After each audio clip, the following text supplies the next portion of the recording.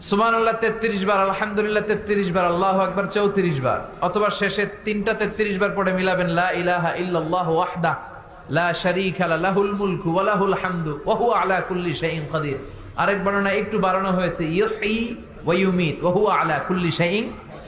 এগুলো পড়ে না, কোত্থেকে কি হাবিজাবি পড়ে ঈমান নষ্ট করে। এজন্য মুমিন হবে, মুমিন they work smart, they don't work hard. মুমিন স্মার্টলি কাজ করে, মুমিন কষ্ট করে কাজ করে না। সুবহানাল্লাহ কবেন না।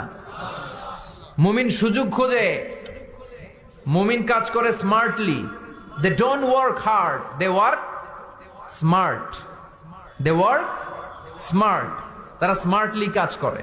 কাবা ঘরের 4টা কর্নার আছে। একটা কর্নারের নাম হচ্ছে রুকনুল হাজারিল আসওয়াদ, এটার নাম হচ্ছে ব্ল্যাক স্টোন কর্নার, যেখানে হাজরা আসওয়াদের পাথর আছে। এই পাথরটাতে চুমু দিলে জীবনের গুনাহ সব মাফ করে দেয় কে? এটা জান্নাতি পাথর।